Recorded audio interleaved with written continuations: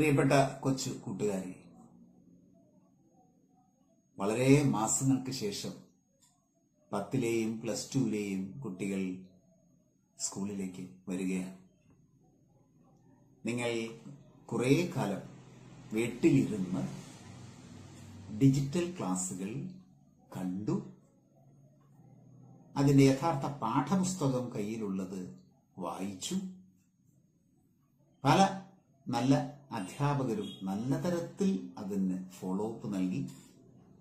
അതെല്ലാം നിങ്ങൾ മനസ്സിലാക്കി.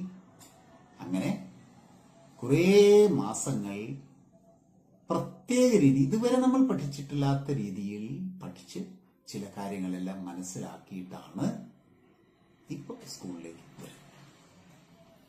ഇതുവരെ ഈ ഡിജിറ്റൽ വിദ്യാഭ്യാസം ഉപയോഗിച്ച് നല്ലതുപോലെ പഠിച്ച എല്ലാ കൊച്ചു കൂട്ടുകാർക്കും ഹൃദയം നിറഞ്ഞ അഭിനന്ദനങ്ങൾ. 1-ാം തീയതി സ്കൂളിൽ വന്ന് തുടങ്ങിയ എല്ലാവർക്കും കൂടി ഒന്നിച്ചു വരാൻ പറ്റില്ല. ബാച്ച് ബൈ ബാച്ച് ആയിട്ടാണ് വരിക. അത് നിങ്ങളുടെ പ്രിൻസിപ്പലും ഹെഡ് മാസ്റ്ററും പറയും ആരൊക്കെ എപ്പോഴൊക്കെ വരണം എന്നുള്ളത്. അതനുസരിച്ച് തന്നെ ചെല്ലുക. അങ്ങനെ ചെല്ലുമ്പോൾ നാം നല്ലതുപോലെ ശ്രദ്ധിക്കേണ്ട കാര്യം, മഹാമാരിയുടെ കാലം ആണ്. കൊറോണ വൈറസ് നമ്മുടെ ശരീരത്തിൽ വരരുത്, ആ രോഗം പകരരുത്. അതിനുള്ള ഏറ്റവും നല്ല ശ്രദ്ധ ഉണ്ടാകും. നിങ്ങളുടെ മനസ്സിലുണ്ടാവുന്നതാണ്.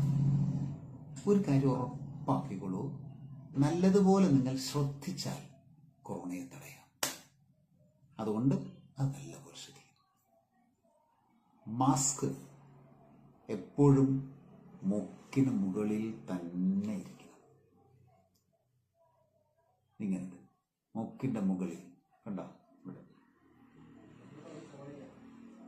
2 പേർ ഉണ്ടെങ്കിൽ മാസ്ക് ഇങ്ങനെ വയ്ക്കണം.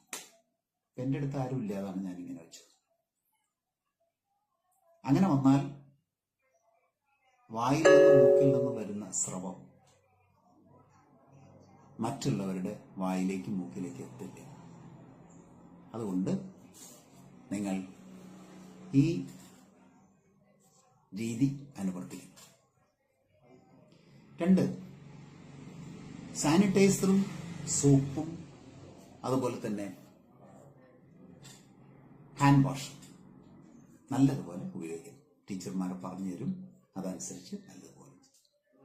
ഭക്ഷണ വസ്തുക്കൾ പങ്കുവെക്കരുത്. ഉപയോഗിച്ച വസ്തുക്കൾ മറ്റൊരാൾക്ക് കൊടുക്കരുത്, പങ്കുവെക്കരുത്. സ്വാർത്ഥതയല്ല അത്. എന്താ ഇങ്ങനെ മാഷ് പറയണേ എന്ന് തോന്നും. നമ്മൾ ഉപയോഗിച്ച അല്ലെങ്കിൽ മറ്റുള്ളവർ ഉപയോഗിച്ച വസ്തുവിൽ കയ്യിലൂടെ വൈറസ് എത്തിയിട്ടുണ്ടാകാം. അത് നമ്മൾ കൈകൊണ്ട് തൊട്ടാൽ നമ്മുടെ കയ്യിലേക്ക് വരും. ആ കയ്യും മൂക്കിലും വായിലും വന്നാൽ വൈറസ് നമ്മളകത്തേക്ക് എത്തും. അതുകൊണ്ട് ഉപയോഗിച്ച വസ്തുക്കളൊന്നും പരസ്പരം കൈമാറരുത്. ഇത് സ്കൂളിൽ മാത്രമല്ല, വീട്ടിലും അങ്ങനെ തന്നെ. അതുപോലെ തിളപ്പിച്ചാറ്റിയ വെള്ളം മാത്രമേ കുടിക്കാവൂ. ആരോഗ്യം നല്ലതുപോലെ ശ്രദ്ധിക്കണം. അകന്ന് തന്നെ നിൽക്കണം. ഒരിക്കൽ കൂടി പറയട്ടെ, മാസ്ക് താഴ്ത്തുകയേ അരുത്, മൂക്കിന്റെ മുകളിൽ തന്നെ വെക്കണം. അങ്ങനെ എപ്പോഴും കൊറോണ വൈറസ് ബാധിക്കാതിരിക്കാൻ ശ്രദ്ധിക്കണം. ഇതാണ് പ്രഥമമായ ശ്രദ്ധ വേണ്ടത്. കൂട്ടം കൂടി നിൽക്കരുത്, അടുത്തടുത്ത് നിന്ന് വർത്തമാനം പറയരുത്. അതോടൊപ്പം നല്ലതുപോലെ പഠിക്കുക. എങ്ങനെ പഠിക്കുക? ഡിജിറ്റൽ ക്ലാസ് കേട്ടിട്ടുണ്ട്, ഇനിയും വേണമെങ്കിൽ കേൾക്കാം. കാരണം അതെല്ലാം ഇപ്പോൾ യൂട്യൂബിലുണ്ട്. അതെടുത്ത് പഠിക്കാം. കൂട്ടുകാരിൽ നിന്ന് വാങ്ങി പഠിക്കാം. അല്ലെങ്കിൽ SSK അധ്യാപകർ നിങ്ങളെ സഹായിക്കും, നിങ്ങൾ ടീച്ചർമാർ നിങ്ങളെ സഹായിക്കും. ഞാൻ 1-2 തവണ, പണ്ട് ഞങ്ങളൊക്കെ പഠിക്കുമ്പോൾ ഇത് ഒരു ക്ലാസ് പിന്നെ ഒരിക്കലും കേൾക്കാനേ കഴിയില്ല, ജീവിതത്തിൽ പറ്റില്ല. ഇപ്പൊ നിങ്ങൾക്ക് ഈ ക്ലാസ് വീണ്ടും വീണ്ടും വേണമെങ്കിൽ കേൾക്കാൻ പറ്റും. കേട്ടോളൂ. ഒപ്പം കയ്യിൽ ടെക്സ്റ്റ് ഉണ്ട്, അത് വായിക്കും. ഇനി ക്ലാസ്സിൽ വേറെ രീതിയിൽ കൂടി നിങ്ങൾക്ക് കാര്യങ്ങൾ പറഞ്ഞു തരും. അത് പാഠപുസ്തകത്തിന്റെ കേന്ദ്ര ആശയം, അതിനെ ഫോക്കസ് ഏരിയ എന്ന് പറയും. അതാണ് സ്കൂളിൽ റിവിഷൻ നടത്തുക. ഇപ്പൊ ഒരു ടോപ്പിക് അതിലൊരു തിയറി ഉണ്ടെങ്കിൽ ആ തിയറിയുടെ സ്റ്റേറ്റ്മെന്റ് ഉണ്ടാവും, അതിന്റെ എക്സ്പ്ലനേഷൻ ഉണ്ടാവും, അതിന്റെ ഇക്വേഷൻ ഉണ്ടാവും. ഇതാണ് അതിന്റെ ഫോക്കസ് ഏരിയ. പിന്നെ അതിനെക്കുറിച്ച് അതിന്റെ വിശദീകരണവും പ്രോബ്ലംസും എക്സസൈസും ഒക്കെ ആവും. അതൊക്കെ വിശദീകരണങ്ങളാണ്. ഫോക്കസ് ഏരിയ ഞാൻ നേരത്തെ പറഞ്ഞതാണ്.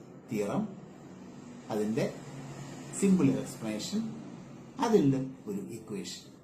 ഇതാണ് ഫോക്കസ് ഏരിയ.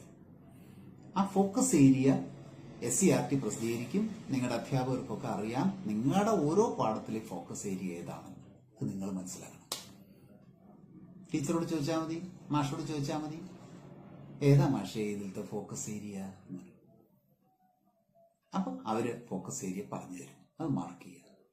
അത് അധ്യാപകൻ നിങ്ങൾക്ക് നിങ്ങളുടെ ആവശ്യം അനുസരിച്ച്, നിങ്ങൾ ചോദിക്കുന്നതനുസരിച്ച് അവർ ഇതെല്ലാം പറഞ്ഞു തരും.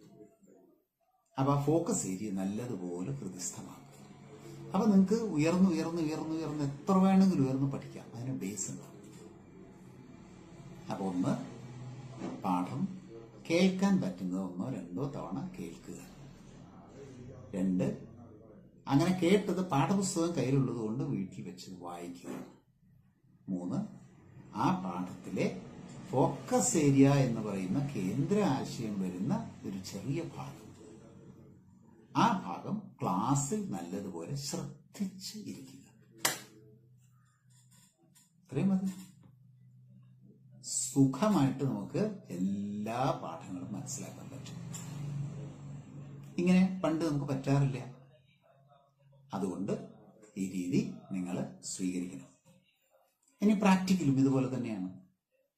അതിലൊരു ഫോക്കസ് ഏരിയ ഉണ്ട്. ഏതെങ്കിലും ഒരു പ്രത്യേക ടൈപ്പ് റിയാക്ഷൻ 1-2 എണ്ണം ചെയ്യുക. അപ്പൊ അത് മനസ്സിലായി എങ്ങനെയാണ് ആ രീതിയിലുള്ള പരീക്ഷണം മനസ്സിലായി. പ്രസിപ്പിറ്റേഷൻ, എങ്ങനെയാണത് പ്രസിപ്പിറ്റേഷൻ വരുന്നത് എന്നറിഞ്ഞാൽ വേറൊരു പ്രസിപ്പിറ്റേഷൻ അതുപോലെ തന്നെയാണ്. അപ്പൊ അത് ഫോക്കസ് ഏരിയ അനുസരിച്ച് പരീക്ഷ. ആ ഫോക്കസ് ഏരിയയും SCERT പ്രസിദ്ധീകരിക്കും. ടീച്ചർമാർക്ക് അറിയാം, നിങ്ങൾ ചോദിച്ചാൽ മതി. അപ്പൊ അങ്ങനെ ഫോക്കസ് ഏരിയ ക്ലാസ്സിൽ വിശദീകരിച്ച് പഠിക്കുക, ടെക്സ്റ്റ് ബുക്ക് വായിക്കുക, ക്ലാസ് യൂട്യൂബിൽ നിന്നും എടുത്ത് വിക്ടേഴ്സിന്റെ ക്ലാസ് കേൾക്കുക. അപ്പൊ തിയറിയായി, പ്രാക്ടിക്കലായി. പരീക്ഷ ഒരു ഭയവും വേണ്ട, ആത്മവിശ്വാസത്തോടുകൂടി പരീക്ഷിക്കുക. ഇത്തവണത്തെ പരീക്ഷ പ്രത്യേകത എന്താണെന്നറിയോ? പണ്ടുള്ളതിനേക്കാൾ കൂടുതൽ ചോയ്സ് ഉണ്ടാവും. ധാരാളം ചോയ്സ് ഉണ്ടാവും. ചോയ്സ് ഉള്ളപ്പോൾ ക്വസ്റ്റ്യൻസിന്റെ എണ്ണം കൂടില്ലേ? അപ്പോ ഇതൊക്കെ എപ്പോഴാ വായിക്കുക? അതിനുവേണ്ടി പരീക്ഷയുടെ സമയം അപ്പം കൂട്ടിയിട്ട്, കൂൾ ടൈം എന്നാണ് ആദ്യ സമയം, അത് കൂട്ടിയിട്ട്. അതെന്തിനാണെന്നറിയാം? ക്വസ്റ്റ്യൻ പേപ്പർ കയ്യിൽ കിട്ടിയാൽ എല്ലാ ചോദ്യവും വായിച്ചു നോക്കാനാണ്. എല്ലാ ചോദ്യവും ഇങ്ങനെ വായിക്കുക. സമയമുണ്ട്, കൂളായിട്ട് അത് മുഴുവൻ വായിക്കുക. ശരി, അങ്ങനെ വായിക്കുമ്പോൾ ചിലത് കിട്ടാത്തതുണ്ടാവും, ചിലത് കിട്ടുന്നുണ്ടാവും, പലതും ഉണ്ടാവും.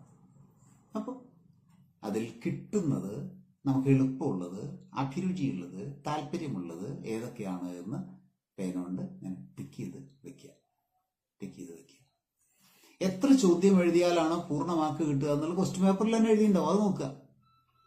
ഇതിൽ ഈ താഴെ തന്നിരിക്കൽ ഇത്ര ചോദ്യങ്ങൾ എഴുതിയാൽ പൂർണ്ണ മാർക്ക് കിട്ടും എന്ന് എഴുതിയിട്ടുണ്ടാവും. അത്രയും ചോദ്യങ്ങൾ നോക്കുക. കൂടുതൽ ചോദ്യങ്ങൾ, അത് കഴിഞ്ഞാൽ പിന്നെ അങ്ങനെ ഒരു ഓർഡർ പോലെ എഴുതിയിട്ടുണ്ടാക്കുക. എന്നിട്ട് വളരെ പതുക്കെ സൂക്ഷിച്ച് ശ്രദ്ധിച്ച് അതിലേറ്റവും കൂടുതൽ നന്നായിട്ട് ഉത്തരം എഴുതാൻ പറ്റുന്നത് ആദ്യം എഴുതി, ക്വസ്റ്റ്യൻ നമ്പറുകളൊക്കെ കൃത്യമായിട്ട് ഇട്ട് എഴുതി പോരും. ധാരാളം ചോദ്യങ്ങളിൽ നിന്ന് നമുക്ക് ഇഷ്ടമുള്ളത് എഴുതാമെന്നർത്ഥം. ഇത്രേ ഉള്ളൂ. അവയെ ഫോക്കസ് ഏരിയയും അതുപോലെ തന്നെ ഇതുമായ പാഠം നമ്മുടെ എല്ലാ പാഠങ്ങളും ഉണ്ട്. സിലബസ് ഒന്നും കുറയ്ക്കുന്നില്ല. ഇതാ പരീക്ഷ എങ്ങനെയാണ്? നല്ല മനസാന്നിധ്യത്തോടുകൂടി, ഒന്നും പേടിക്കാതെ ഈ പറഞ്ഞ പോലെ എല്ലാം അങ്ങ് പഠിച്ചു കഴിഞ്ഞാൽ ഈ 3 മാസം കൊണ്ട് 10ാം ക്ലാസ്സും +2 നല്ല മാർക്കോടുകൂടി നമുക്ക് പാസ്സാകാൻ പറ്റും. ആരും പേടിക്കണ്ട. നല്ല മനസാന്നിധ്യം ഉണ്ടാവണം. ഭയപ്പെടേണ്ട പ്രശ്നമേ ഇല്ല. അതുപോലെ തന്നെ പ്രാക്ടിക്കൽ പരീക്ഷ കഴിഞ്ഞാൽ, തിയറി പരീക്ഷ കഴിഞ്ഞാൽ കുറച്ച് സമയം കിട്ടും. ആ കാലയളവില് ഈ നേരത്തെ ചെയ്ത പ്രാക്ടിക്കൽ ഒന്നും കൂടി ചെയ്ത് നോക്കാം. ഒന്നുകൂടി ചെയ്ത് നോക്കിയിട്ട് പ്രാക്ടിക്കലിന്റെ പരീക്ഷ ആ പ്രാക്ടിക്കൽ പരീക്ഷയ്ക്ക് തൊട്ട് മുമ്പ് പ്രാക്ടിക്കൽ വീണ്ടും ഒന്നുകൂടി ഒന്ന് ചെയ്തു നോക്കാനുള്ള സമയവും കിട്ടും. അതും എളുപ്പമായി. അപ്പം ഇത്രയേ ഉള്ളൂ. ഈ രീതിയിൽ നമുക്ക് ഈ 3 മാസം സ്കൂളിൽ അപ്പോഴൊക്കെ ശ്രദ്ധിക്കേണ്ടത്, ലാബിൽ പോകുമ്പോഴും എപ്പോഴും ശ്രദ്ധിക്കേണ്ടത് കൊറോണ വൈറസ് പകരരുത്. അത് പകരുക ഈ വായിൽ നിന്നും മൂക്കിൽ നിന്നും വരുന്ന സ്രവത്തിലൂടെ മാത്രമാണ്. നമ്മുടെ മേത്ത് പറ്റില്ല. അഥവാ പറ്റിയാൽ ഞാൻ സോപ്പും അതുപോലെ തന്നെ സാനിറ്റൈസർ ഉപയോഗിച്ച് നല്ലതുപോലെ കഴുകി അത് കളയും എന്ന് ഉറപ്പാക്കാൻ കൂടി ചെയ്തു. ഗംഭീരം. ഒന്നുകൊണ്ട് വിഷമിക്കേണ്ട. ഇതെല്ലാം മനസ്സിലാക്കിയ വിദ്യാഭ്യാസ വകുപ്പ് കുട്ടികൾക്ക് വേണ്ടിയാണ് ഈ വകുപ്പ്. കുട്ടികളുടെ ഭാവി ലക്ഷ്യം വെച്ചുകൊണ്ടാണ് വകുപ്പ് പ്രവർത്തിക്കുന്നത്. ഒന്നും ഭയപ്പെടണ്ട. സന്തോഷമായിട്ട് 1-ാം തീയതി മുതൽ പഠിക്കുക. എല്ലാ മേഖലയിലും നല്ലതുപോലെ തിളങ്ങണം. എല്ലാവർക്കും ആശംസകൾ.